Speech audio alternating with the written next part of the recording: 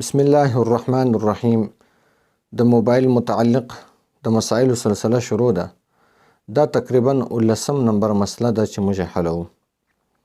تر ننه پورې تقریبا موږ 19 مسلې د موبایل متعلق حل کړي دي.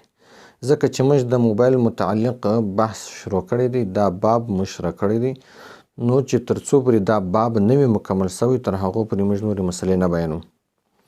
که تاسو یو پوښتنه لرئ نو تاسو خپله پوښتنه کولی شئ پر واتساپ نمبر باندې یا په کمنټ کې د موبایل متعلق. 19 نمبر مسله ډیره اهمه او ډیره لازمي مسله ده چې تقریبا نن سبا هر سړی هر فرد د دې سره مخامخ دی. سوال دا رقم دی، یو چا سوال کړی دی چې پر موبایل باندې پور اخیستل د دې شرعي حیثیت څه دی. یعنی چې کله د سړي په موبایل کې بیلنس ختم سي نو کمپنۍ والا هغه ته پور ورکوي 15 روپۍ یا 20 روپۍ، چې دی دغه پور واخلي. د پور اخیستلو وروسته بیا چې کله دا سړی موبایل ته بیلنس ورواچي نو کمپنۍ والا تر هغه زیاتې پیسې د دسه کاټي. یعنی دته 15 روپۍ پور ورکړی دی، د دسه 14 روپۍ کاټي، یا 20 روپۍ پور ورکړی دی نو د دسه 21 روپۍ، 25 روپۍ پور ورکړی دی نو 26 روپۍ بیا د دسه کاټي. نو آیا دا په سود کې راځي او که نه راځي؟ دا جایز دی او که ناجایز دی؟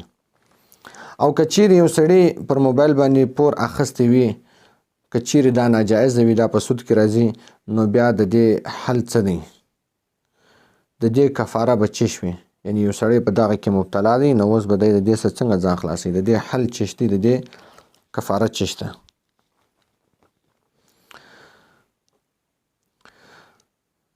جواب د الله تعالی په توفیق سره عرض دی چې پر موبایل باندې پور اخیستل د کمپنۍ والا سه 15 روپۍ یا 20 روپۍ، او بیا کمپنۍ والا د هغه پر ځای باندې چې ته کله بیلنس ورواچې خپل موبایل ته، نو دی د 15 پر ځای باندې 14 روپۍ کاټي، او تاله میسج هم راځي چې 15 روپۍ ستا پور دی، او دغه 1 روپۍ چې ده یا 50 پیسې یا 60 پیسې دا اضافي چارجز دی، او یا 20 روپۍ یا دغه رقم 25 روپۍ. نو دا بالکل جایز دی. د دې شرعي حیثیت سره هیڅ ناجایز عمل نه دی، او په دې کې سود هم نه راځي.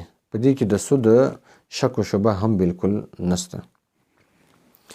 لازمي خبره دا ده، اول تاسو سود وپېژنئ چې سود وایي و څه شته.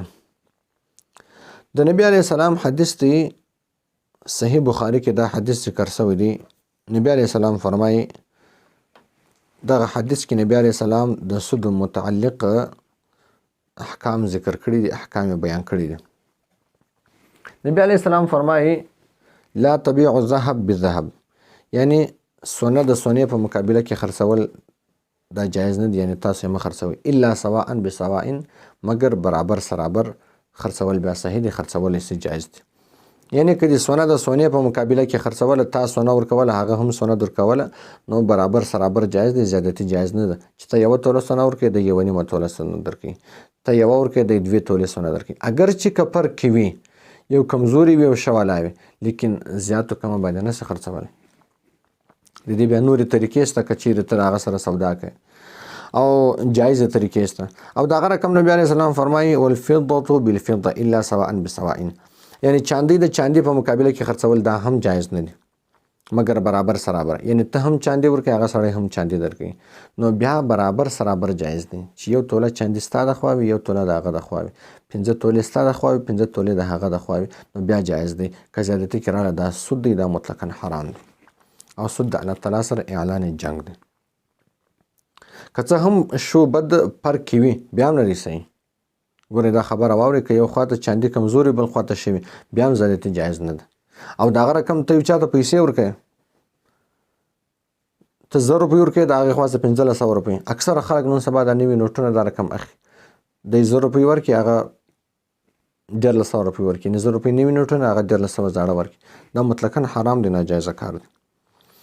نو مخته نبي علیه السلام فرمایي وبيع الذهب بالفضة، یعنی تاسو سونه د چاندي په مقابله کې خرڅ کړئ، والفضة بالذهب او چاندي د سونه په مقابله کې خرڅ کړئ، کیف شئتم چې څه رقم ستاسو خوښه وي.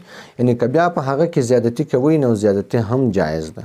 اوس د دې حدیث څخه موږ ته دا رامعلومیږي چې کله د دوو شیانو جنس یو رقم وي، دواړه شیان سره برابر وي په جنس کې، یعنې دواړه سونه وي یا دواړه چاندي وي یا دواړه پیسې وي، نو په دې وخت کې بیا زیادتي ناجایزه ده، حرامه ده، بیا سود لازم راځي. او که چیرې جنس بدل سو، لکه نبی علیه السلام چې فرمایي صلی الله علیه وسلم چې یو خواته سونه بل خواته چاندي دا جایز دی، دا توی کولی سي، نو چې کله جنس بدل سو نو بیا زیادتي هغه جایز ده، زیادتي بالکل کیږي. نو اوس د موبایل مسلې لراسي د پور مسلې موږ ته چې کمپنۍ والا ته کمې پیسې ورکو او کمپنۍ والا چې د هغه په بدله کې موږ ته کم ایزلوډ راکوي، ایزلوډ راستي، موږ پیسې ورکو، هغه موږ ته پیسې نه راکوي، بلکې هغه موږ ته د دا پیسو په عوض کې منټونه راکوي، یعنې 14 منټه 30 منټه 40 منټه هغه دونه منټونه موږ ته راکوي، موږ ته هغه پیسې نه راکوي. نو چې هغه موږ ته پیسې نه راکوي، نو په دې صورت کې د دې دواړو جنس سره بدل شو، یعنې تا پیسې ورکړې، هغه تاله منټونه راواستول. دا چې کوم موږ ایزلوډ ورته وایو، دا بیلنس چې ورته وایو، دا پیسې نه دي بلکې دا منټونه دي، یعنې ته د دې څخه دومره ګټه اخیستلی سې، دومره منټه ته دا استعمالولی سې، دومره مسجام پر دې باندې کولی سې، نو دا پیسې نه دي بلکې دا چې دی هغه منټونه دي، د دې څخه ته دومره منټه پیدا اخیستلی سې. نو چې یو خواته پیسې راغلې بل خواته منټونه راغله، بیا دلته زیادتي بالکل جایز ده، دلته سود لازم نه راځي. اوس چې کمپنۍ والا تا ته منټونه ګران درکوي، ولې ګران درکوي؟ یعنې وختي د تا ته 15 منټه په 15 روپۍ درکول، اوس دی تا ته هغه 15 منټه په 14 روپۍ درکوي، ستاسو 14 روپۍ کاټي، هغه د پور د وجې درڅخه کاټي. کله چې یو شی په پور سي او ته هغه بیا ګران ورکوي، یعنې په نغدو دا کتاب بلا تشبیه یو سړی دی هغه د دې هدیه ورکوي 100 روپۍ، لیکن په پور باندې 200 روپۍ دکاندار ورکوي. یا دا قلم دی دکاندار وایي کې په نغد وړې په 10 روپۍ دی او کې په پور وړې 15 روپۍ دی، دا جایز دی بالکل. زموږ په عوامو دا نظریه ده چې دا نه دی جایز، لیکن دا بالکل جایز دی که په نغد یو ریټ په پور بل ریټ، ځکه چې دلته جنس سره بدل دی. ما تاسو ته حدیث پیش کړي چې یو خواته قلم دی بل خواته پیسې، پروا نه لري. نو کمپنۍ والا پر دې باندې انشاءالله بیا موږ مکمل تفصیل بیانو. نو کمپنۍ والا هم ته پیسې ورکړي، هغه تا ته د هغه په بدله کې منټونه درکوي، نو چې پیسې زیاتې سي منټونه کم سي، هېڅ مسله نه ده، پروا نه لري. یو حواله خو ما تاسو ته پیش کړله، دویمه حواله هغه د دارالعلوم دیوبند دارالافتاء یوه مسله حل کړې ده.